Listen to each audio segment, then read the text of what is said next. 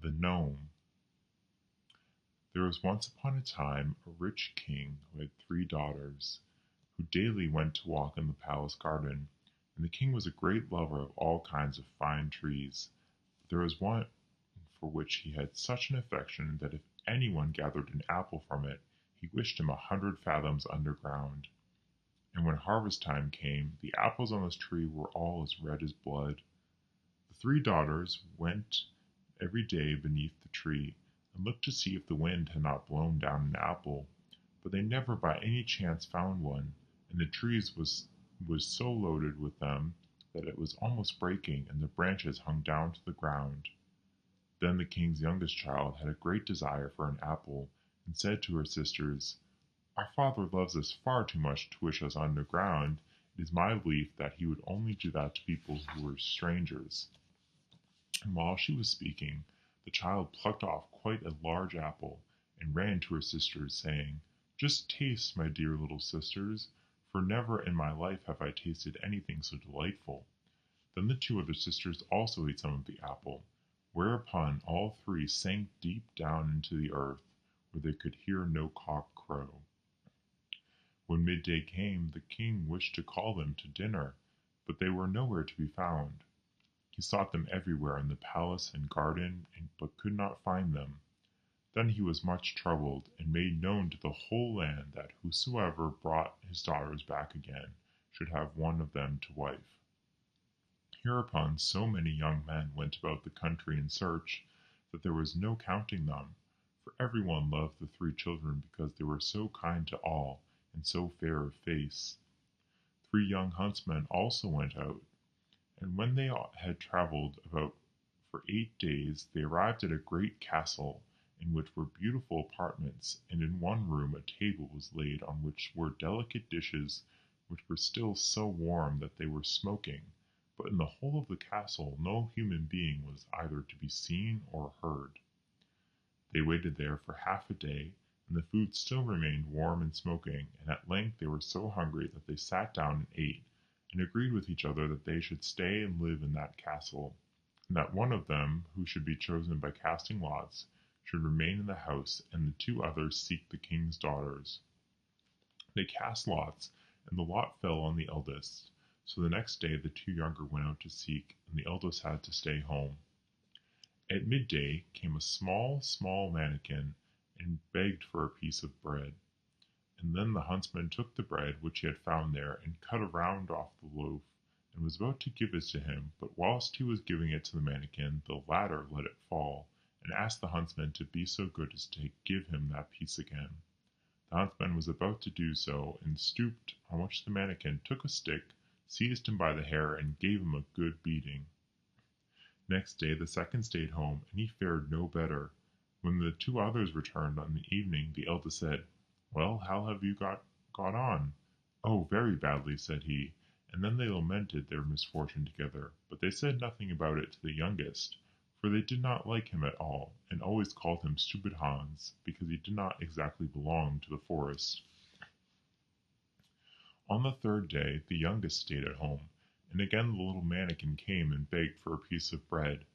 When the youth gave it to him, the elf let it fall as before, and asked him to be so good as to give him that piece again. Then said Hans to the little manikin, "What, canst thou not pick up that piece thyself? If thou wilt not take as much trouble as that for thy daily bread, thou dost not deserve to have it." Then the manikin grew very angry, and said he was to do it, but the huntsman would not, and took my dear manikin and gave him a thorough beating. Then the manikin screamed terribly, and cried, "Stop, stop, and let me go, and I will tell thee where the king's daughters are." When Hans heard that, he left off beating him, and the manikin told him that he was an earth manikin, and that there were more than 1,000 like him, and that if he would go with him, he would show him where the king's daughters were. Then he showed him a deep well, but there was no water in it, and the elf said that he knew well that the companions Hans had with him did not intend to deal honorably with him. Therefore, if he wished to deliver the king's children, he must do it alone. The 2 other brothers would also be very glad to recover the king's daughters, but they did not want to have any trouble or danger. Hans was therefore to take a large basket, and he must seat himself in it with his hanger and a bell, and be let down. Below were 3 rooms, and in each of them was a princess with a many-headed dragon, whose heads she was to comb and trim, but he must cut them off. And having said all this, the elf vanished.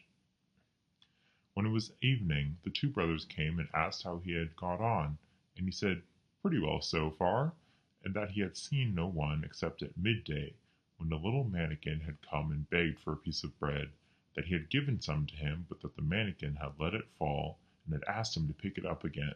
But as he did not choose to do that, the elf had begun to lose his temper, and that he had done what he ought not, and had given the elf a beating, on which he had told him where the king's daughters were. Then the 2 were so angry at this that they grew green and yellow.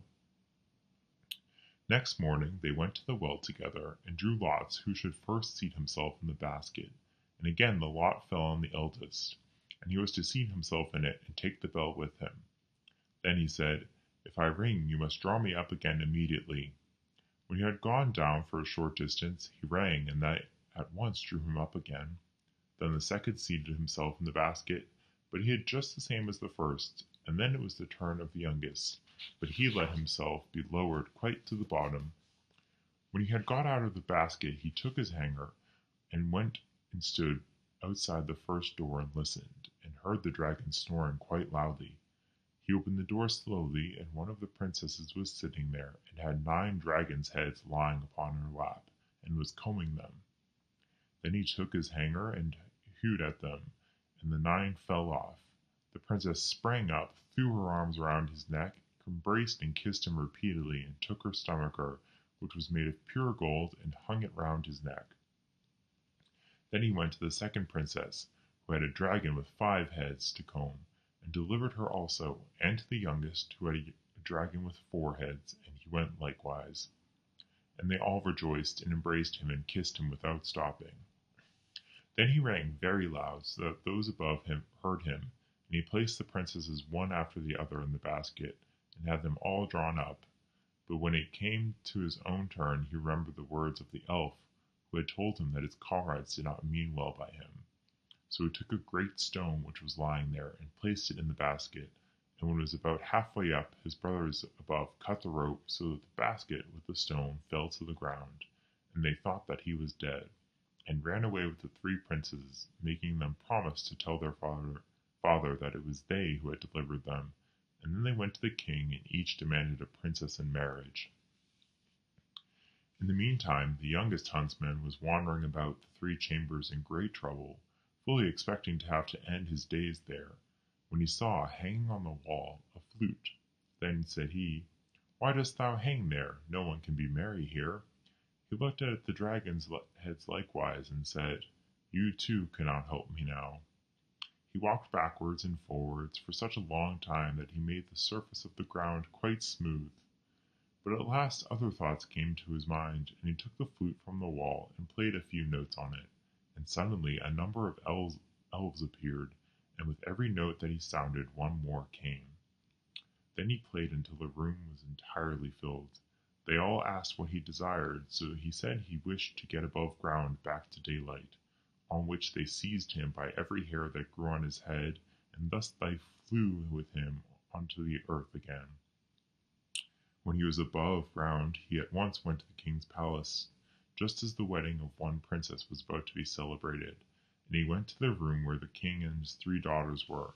When the princesses saw him, they fainted. Hereupon the king was angry, and ordered him to be put in prison at once, because he thought he must have done some injury to the children.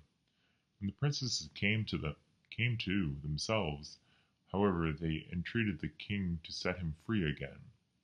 The king asked why, and they said that they were not allowed to tell that, but their father said that they were to tell it to the stove. And he went out, listened at the door, and heard everything. Then he caused the 2 brothers to be hanged on the gallows, and to the 3rd he gave his youngest daughter. And on that occasion I wore a pair of glass shoes, and I struck them against a stone, and they said clink, and were broken.